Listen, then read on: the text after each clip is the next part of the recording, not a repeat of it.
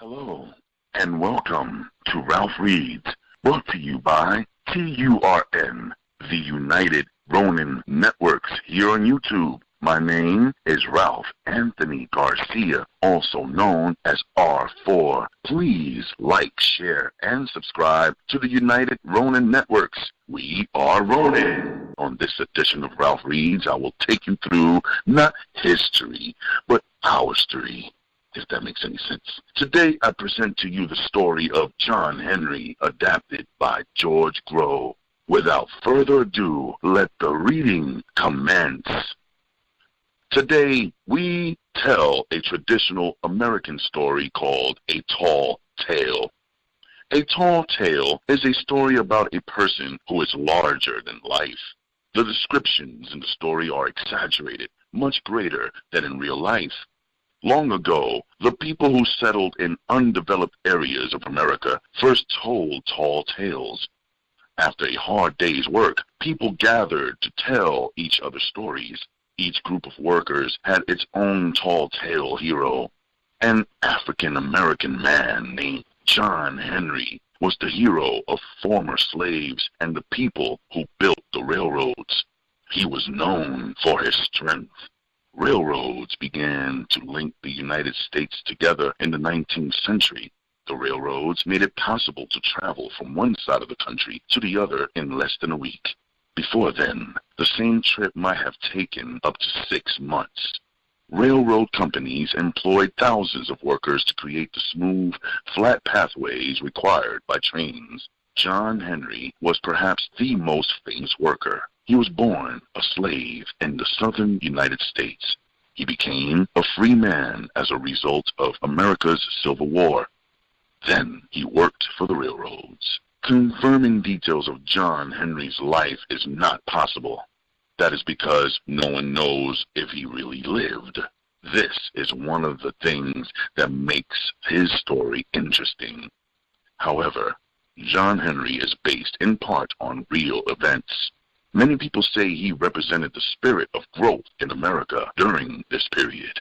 People still talk about the night John Henry was born. It was dark and cloudy. Then lightning lit up the sky. John Henry's birth was a big event. His parents showed him to everyone they met. John Henry was the most powerful-looking baby people had ever seen. He had thick arms, wide shoulders, and strong muscles. John Henry started growing when he was 1 day old. He continued growing until he was the strongest man who ever lived. John Henry grew up in a world that did not let children stay children for long. One day, he was sitting on his father's knee. The boy picked up a small piece of steel and a workman's tool, a hammer.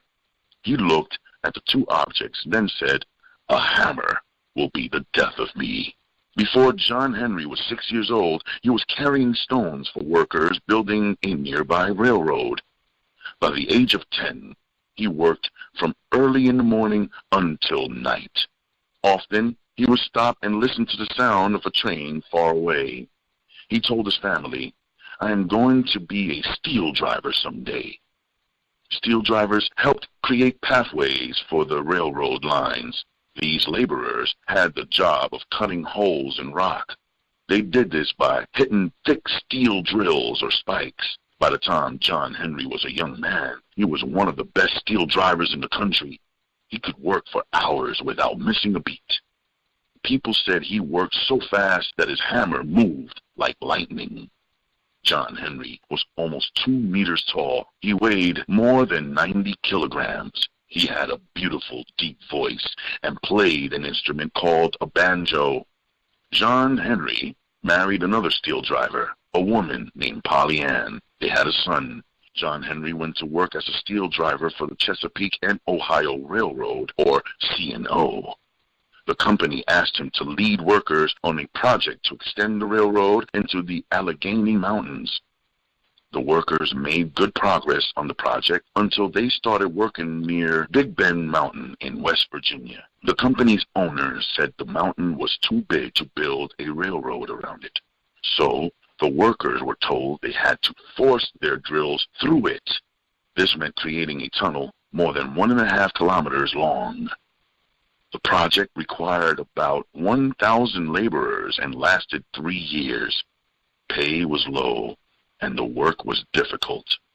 The workers had to breathe thick, black smoke and dust. Hundreds of men became sick. Many died.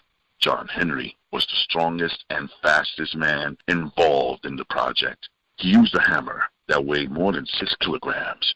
Some people say he was able to cut a path of 3 to 6 meters a day. That July was the hottest month ever in West Virginia. Many workers became tired and weak in the heat. John Henry was concerned his friends might lose their jobs, so he picked up their hammers and began doing their work. One week, he did his own work and that of several other steel drivers. He worked day and night, rarely stopping to eat. The men thanked John Henry for his help. He just smiled and said, "A man ain't nothing but a man. He has just got to do his best." The extreme heat continued for weeks. One day, a salesman came to the work area with a new drilling machine powered by steam. He said it could drill holes faster than 12 men working together. The railroad company planned to buy the machine if it worked as well as the salesman said. The supervisor of the workers dismissed the salesman's claims. He said, "I have the best steel driver in the country. His name is John Henry, and he can beat more than 20 men working together." The salesman disputed the statements. He said the company could have the machine without cost if John Henry was faster. The supervisor called to John Henry. He said, "This man does not believe that you can drill faster. How about a race?" John Henry looked at the machine and saw images of the future. He saw machines taking the place of America's best laborers. He saw himself and his friends unemployed and standing by a road asking for food.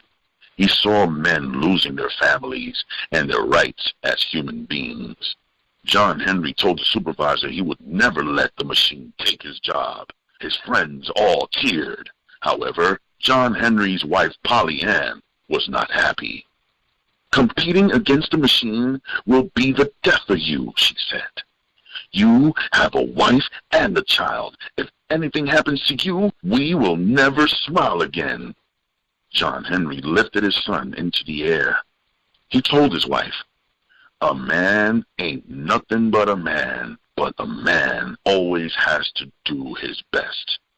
Tomorrow I will take my hammer and drive that steel faster than any machine." On the day of the big event, many people came to Big Bend Mountain to watch. John Henry and the salesman stood side by side. Even early in the day, the sun was burning hot. The competition began. John Henry kissed his hammer and started working. At first, the steam-powered drill worked 2 times faster than he did. Then he started working with a hammer in each hand. He worked faster and faster. In the mountain, the heat and dust were so thick that most men would have had trouble breathing. The crowd shouted as clouds of dust came from inside the mountain. The salesman was afraid when he heard what sounded like the mountain breaking.